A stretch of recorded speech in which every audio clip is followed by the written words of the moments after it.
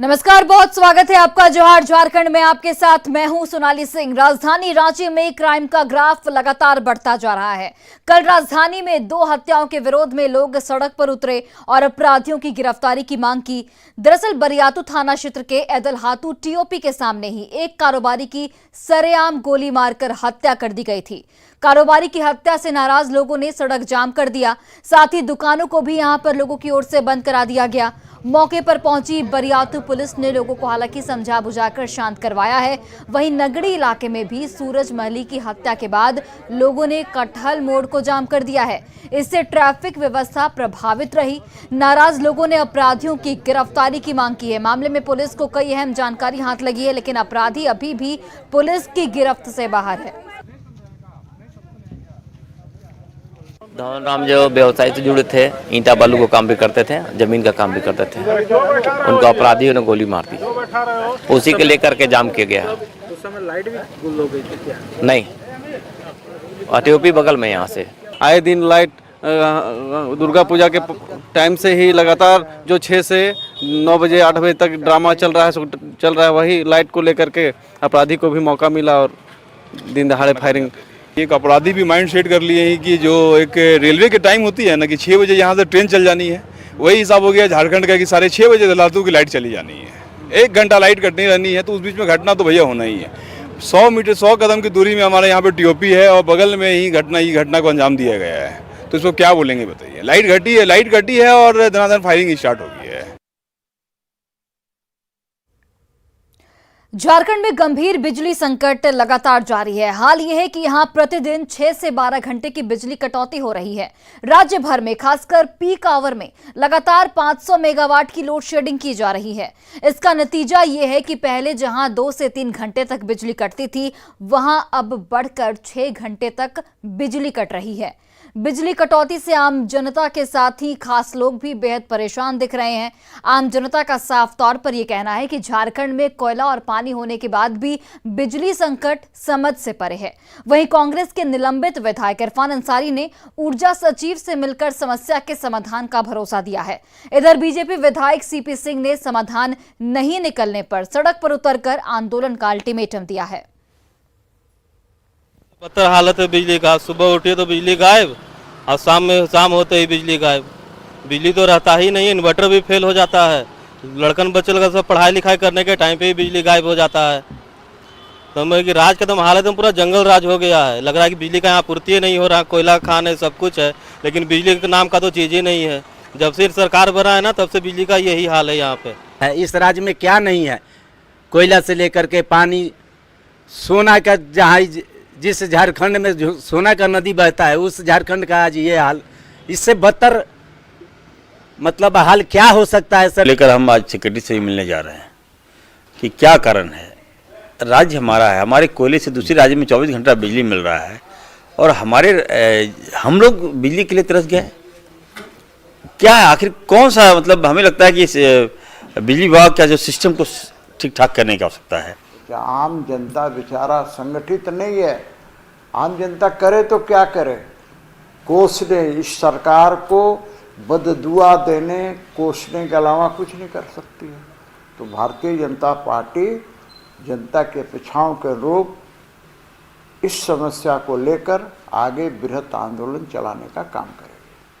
और रांची में हाल के दिनों में आपराधिक घटनाएं बढ़ती जा रही हैं। बुधवार को 12 घंटे के भीतर 2 मर्डर से रांची वासी खौफजदा दिख रहे हैं। वहीं क्राइम के बढ़ते ग्राफ में बिजली का भी कनेक्शन सामने आ रहा है। अब क्या है ये कनेक्शन और इसे कैसे लेकर लोगों में नाराजगी दिख रही है, जानते हैं इस रिपोर्ट के जरिए।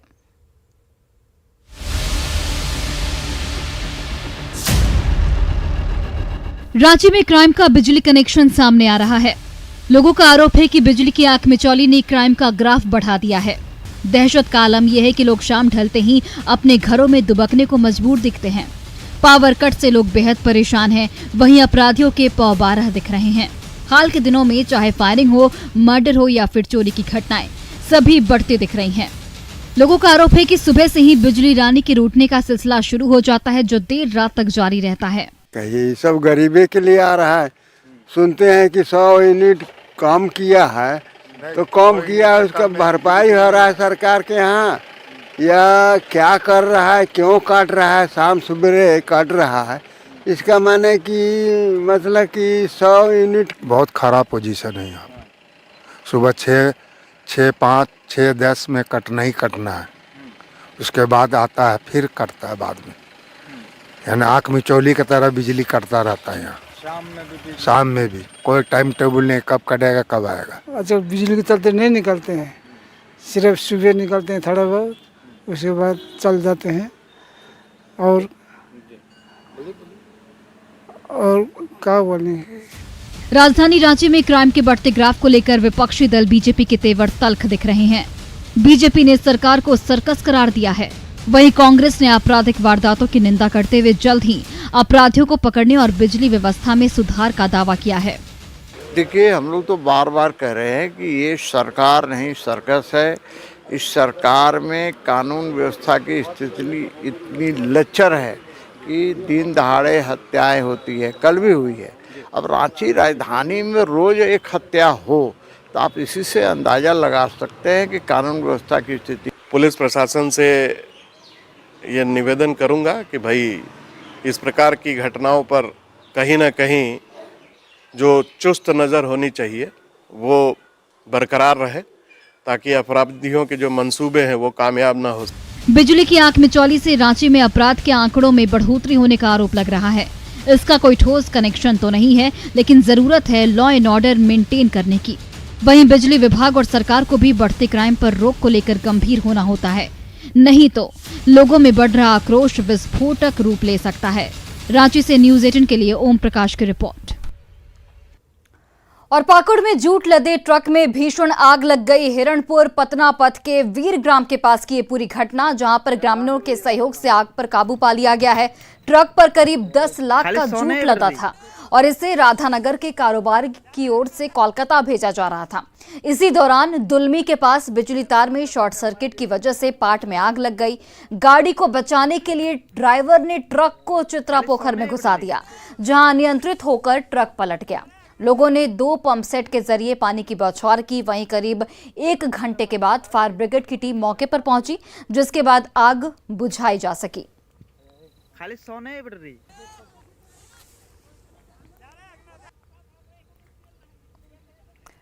धनबाद के बरवा अड्डा में सरकारी स्कूल के पास एक युवक का शव खून से लथपथ अवस्था में मिला। बरवा अड्डा थाना क्षेत्र के भोलाटाड़ सरकारी स्कूल के पीछे बाउंड्री के पास से ये शव मिला है।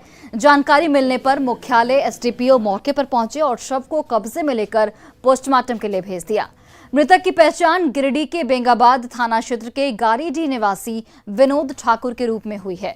युवक भाड़े के मकान में रहकर प्रतियोगी परीक्षा की तैयारी करता था। हत्या के पीछे प्रेम प्रसंग की आशंका जाहिर की जा रही है। पुलिस फिलहाल सभी पहलुओं पर जांच कर रही है और मृतक के परिजनों की ओर से अब तक लिखित आवेदन नहीं दिया गया है। पीड़ित पक्ष जो मृतक है उसकी पत्नी का भी बयान पूरी तरीके से नहीं हो पाया है और अभी वो कुछ बताने की स्थिति में नहीं है। हम लोग अभी पूछताछ करेंगे और जो भी पूछताछ के उपरांत जो भी सामने आएगा, जो भी संदिग्ध या इस घटना में जो भी अपराधकर्मी शामिल होंगे उनके विरुद्ध जो है हम लोग साक्ष्य के आधार पर नीति सम्मत कर। गिरिडीह के गैर जमरुआ जमीन को भूमाफिया की ओर से जाली एग्रीमेंट बनाकर बेचा जा रहा है। पाचंबा थाना क्षेत्र के वार्ड नंबर 20 हरिजन टोला बख्शीडीह का ये पूरा मामला। यह जमीन नदी का हिस्सा है, जिसका प्लॉट नंबर 262 है। ग्रामीणों ने आरोप लगाया है कि ललन सिन्हा, धर्मेंद्र सिन्हा और बबन सिन्हा ये जमीन बेच रहे हैं और उसमें ट्रेंच भी कटवाया जा रहा है। स्थानीय लोग जमीन बेचने की कार्रवाई का विरोध कर रहे हैं। लोगों के विरोध के बाद प्रशासन की टीम मौके पर पहुंची और काम को रुकवा दिया गया। आज यहां पर सरकारी बोर्ड भी लगा दिया जाएगा। आए हुए संयुक्त रूप से जांच किए। हमारे राजस्व निरीक्षक, अंचल निरीक्षक भी उपस्थित है। अभी जमीन को लेकर भी आए। इस 16.25 एकड़ जमीन है, इसको चिन्हित करा रहे हैं, सीमांकन करा रहे हैं और कल यहाँ एक सरकारी बोर्ड अधिष्ठापित कर दी जाएगी। ये आम जमीन है जो पूरे गांव के लोगों का इसका सदुपयोग के लिए है। 16 आना के जमीन है। इस जमीन को ना कोई अतिक्रमण कर सकता है, न इसकी खरीद बिक्री की जा सकती है। इस पर प्रतिबंध लगाई जा रही है। और दिल्ली में चल रहे अंतर्राष्ट्रीय व्यापार मेले में आज झारखंड राज्य दिवस समारोह का आयोजन किया गया है। इस मौके पर झारखंड के पारंपरिक नृत्य, गीत और संस्कृति से लोग रूबरू होंगे। आज के समारोह में सीएम हेमंत सोरेन मुख्य अतिथि के तौर पर शामिल होंगे। झारखंड राज्य दिवस समारोह का आयोजन शाम 5 बजे प्रगति मैदान के एम्फी थिएटर में होगा। इंटरनेशनल ट्रेड फेयर में न सिर्फ झारखंड के रेशमी परिधान लोगों के आकर्षण का केंद्र बने हुए हैं, बल्कि राज्य सरकार की ओर से ग्रामीण अर्थव्यवस्था को मजबूत करने और स्वरोजगार सृजन के लिए किए जा रहे कार्यों की झांकी भी लोगों को आकर्षित कर रही है। अंतर्राष्ट्रीय व्यापार मेले में आज झारखंड दिवस समारोह का आयोजन होना है और इस उपलक्ष्य में झारखंड के मुख्यमंत्री हेमंत सोरेन भी यहां पर उपस्थित रहेंगे और इसी को देखते हुए आप देख सकते हैं किस तरीके से झारखंड के पवेलियन में रौनक है, क्योंकि हर किसी को इस बात का इंतजार है कि जो मुख्यमंत्री हैं वो यहाँ आए और पूरे पवेलियन का जो है निरीक्षण करें, जायजा लें। और झारखंड इस बार आकर्षण का केंद्र बना है, क्योंकि पूरी तरीके से झारखंड की जो खूबसूरती है उसको दर्शाया जा रहा है और जो कला है, संस्कृति है, उसको दिखाया जा रहा है। क्योंकि इस बार की जो थीम है वो है वोकल टू ग्लोबल, तो ग्लोबली लोग जुड़े, उसके लिए जो है पूरे प्रयास किए जा रहे हैं। तमाम जो स्टॉल्स हैं वो लगाए गए हैं और एक बार मैं आपको दिखाना चाहूँगी कि जिस तरीके से साफ लिखा है नेचर्स हिडन ज्वेल, तो जो लोग आज तक झारखंड नहीं गए हैं वो लोग यहाँ की खूबसूरती को समझें, आकर जाने, उसके लिए भी यहाँ पर काफ़ी सारी रिप्रेजेंटेशन की गई है। और साफ तौर पर देखिए जो सबसे फेमस सिरोही पेंटिंग है उसके बारे में जानकारी दी गई है। आज पारंपरिक गीत, नृत्य ये सब होगा। देखिए यहाँ पे खनिजों के बारे में जानकारी लोगों को मिल रही है, जो लोग अब तक नहीं गए और जिनको जानकारी नहीं है उनको यहाँ पर साफ तौर पर जानकारी दी जा रही है। तो आज जो है ये आयोजन होना है और हर कोई इस बात के लिए उत्सुक है कि मुख्यमंत्री आएंगे, निरीक्षण लेंगे, उनके स्टॉल्स का जायजा लेंगे। तो सबको बेसब्री से इंतजार है। कैमरामैन मनमोहन के साथ फराह खान, न्यूज़ 18 दिल्ली। और गुमला में अपर शंख जलाशय और नौगाई डैम पर्यटक स्थल बन सकता है। डुमरी प्रखंड के हरे भरे जंगल के मनोरम और खूबसूरत वादियों के बीच ये जगह बसी है। ठंड बढ़ने के साथ ही यहाँ साइबेरियन बर्ड्स का आना शुरू हो गया है। वहीं नए साल की तैयारी को लेकर सैकड़ों लोगों की भीड़ भी उमड़ रही है।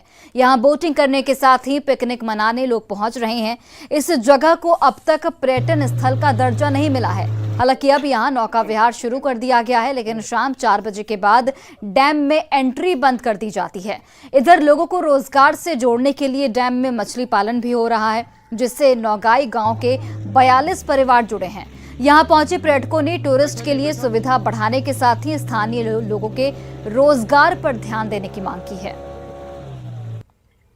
धीरे सुधार आ रहा है सर, इसमें हम नहीं कह सकते पूरा परिपूर्ण अभी तक नहीं हो पाया है, लेकिन धीरे धीरे आ गया कि हमारा स्टीमर आने से गांव वाले, हमारे पड़ोसी वाले, सब समिति वाले पूरा सोच रहे हैं कि नहीं हमारा एक थोड़ा सा स्टॉल लगा के चना बेच के भी हम 1000 रुपया यहाँ कमाएंगे।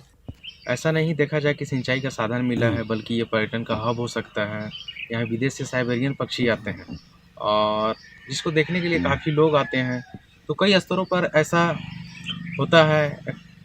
एक सेट है यहाँ पे झारखंड में, गुमला में, जो पर्यटन के लिए भी और रोजगार के लिए भी काफ़ी उपयोगी है। झारखंड में नगर निकाय चुनाव पर ग्रहण लगता दिख रहा है। कल टीएसी की बैठक में शेड्यूल एरिया के नगर निकाय चुनाव में एकल पद पर आरक्षण का रोस्टर लागू करने के पर विवाद दिखा। इसमें एकल पद आरक्षित रखने के पुराने प्रावधान को कायम रखने की अनुशंसा केंद्र सरकार से करने पर सहमति बनी। इस फैसले से नगर निकाय चुनाव फिलहाल टलने के आसार नजर आ रहे हैं। बैठक में 5वीं अनुसूचित क्षेत्र में एकल पद आरक्षण को लेकर महाधिवक्ता से राय लेने पर भी विचार किया गया, क्योंकि अब तक पंचायतों में पेसा कानून के तहत ही चुनाव हो रहे हैं और पेसा कानून में कोई संशोधन नहीं किया गया है। 1 दिसंबर को होने वाली कैबिनेट की बैठक में इस पर प्रस्ताव आ सकता है। कैबिनेट से पारित होने के बाद केंद्र की मंजूरी के लिए भेजा जा सकता है और ऐसे में निकाय चुनाव 2-4 महीने टलने की आशंका जताई जा रही है।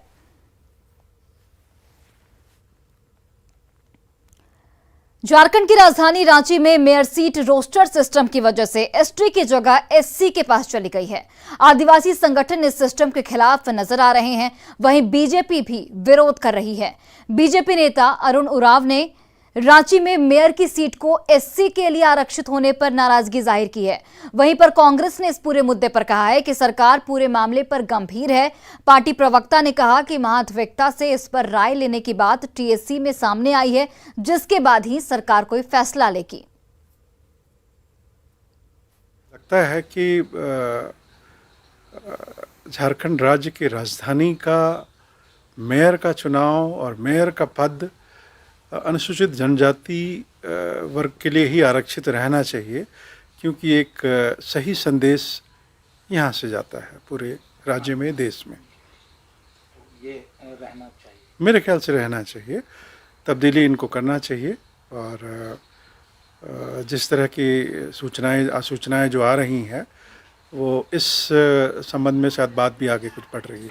नहीं, ग्रहण लगने की कोई बात नहीं है। अगर किसी ने समाज ने विरोध किया है तो उस पर टीएससी के बैठक में चर्चा हुई। उसके बाद माननीय मुख्यमंत्री जी की अध्यक्षता में यह निर्णय लिया गया कि महाधिवक्ता से इस संबंध में राय ली जाएगी और उसके बाद कोई निर्णय होगा। तो निश्चित रूप से थोड़ी जो चीज़ें हैं वो पूरी तरह से परिष्कृत होकर के सामने आए, ताकि इस प्रकार का विरोधाभास दूर हो सके। यही सोच है सरकार की। जमशेदपुर के जुगसलाई नगर परिषद निकाय चुनाव में इस बार चेयरमैन और वार्ड कमिश्नर के चुनाव में महिला सशक्तिकरण का नजारा दिख सकता है। इस बार होने वाले चुनाव में घरेलू महिलाओं ने चुनाव लड़ने के लिए पूरी तैयारी कर ली है। घर की सेवा के साथ ही अब उन्होंने समाज की सेवा का भी संकल्प लिया है। उन्होंने चुनाव में पुरुषों से बेहतर काम करने का भी दावा किया है। इस बार श्री महाकलेश्वर छठ घाट सेवा समिति मंदिर के संरक्षक विजय कुमार सिंह की पत्नी नूतन सिंह ने चेयरमैन पद के लिए चुनाव लड़ने का फैसला किया है। वहीं दूसरी महिलाओं ने भी वार्ड कमिश्नर पद के चुनाव में ताल ठोकने का ऐलान कर दिया है। हमारे पति और पूरा परिवार आज बहुत सालों से सेवा में लगे हुए हैं, तो मैं भी चाहती हूँ उनके साथ कदम से कदम मिलाकर जुगसलाई निवासियों को अपनी सेवा का मौका दूं, उनकी सेवा का मौका दूं। लोग हैं वो लोग अपना आगे बढ़ के लेडीज क्या नहीं कर सकती, आज के जमाने में लेडीज लोग सब कुछ कर सकती है। अब तक आदमी लोग अपना दिखाए, अब लेडीज भी अपना दिखाना चाहती है। और जैसी जनता को चाहिए जो सुविधा, वो सुविधा देंगे अगर बन गए। यहाँ करने का मौका मिला है तो इसीलिए उतर रहे हैं, यही सोच के कि बिजली मिले और साफ सफाई हो, और कमी देखे हैं कि बच्चा लोगों को शिक्षा नहीं मिल रहा। आज भी लड़कियां घर में रहती है, उसको बाहर निकलना चाहिए। मैं एक घरेलू औरत हूँ, मैं कभी निकली नहीं हूँ, लेकिन पहली बार अगर मैं निकली हूँ घर में कुछ काम करने के लिए सोची है, तो मैं आगे अगर जनता मेरे साथ देते तो मैं आगे तक जाऊंगी। नहीं, सीट महिला होकर के अच्छा हुआ, इन लोगों को भी मौका मिलना चाहिए। आखिर हम लोग बोलते हैं ना कि महिला पहले, तो अच्छा ही हुआ एक तरह से। और हाँ, आज तक जो हम अपना काम करते हुए आए हैं तो करीब करीब वो जानती है और अच्छा करेगी, हमसे अच्छा करेगी। एक तो हम एमई स्कूल क्षेत्र का विकास के बारे में थोड़ा से। साहिबगंज जिले में 1000 करोड़ रुपए के अवैध खनन और उसके ट्रांसपोर्टेशन मामले को लेकर ईडी का शिकंजा लगातार कसता जा रहा है। मामले में ईडी ने अपने केस को मजबूत करने के लिए केस से जुड़े गवाहों को लेकर होमवर्क में जुट गई है। इसी कड़ी में ईडी ने मामले में करीब 42 गवाह बनाए हैं, जिसमें आईएएस अधिकारी के साथ साथ पुलिस विभाग के से जुड़े पदाधिकारी, वन विभाग के अधिकारी के साथ बैंक और कारोबार से जुड़े लोगों को शामिल किया गया है। ईडी की ओर से इस केस को और भी मजबूती देने के लिए सबूतों को जुटाया जा रहा है, तो इसके साथ ही कई लोगों से भी लगातार ईडी की ओर से पूछताछ किया जा रहा है। और फिलहाल इस बुलेटिन में बस इतना ही। आप देखते रहिए न्यूज़ 18 बिहार झारखंड।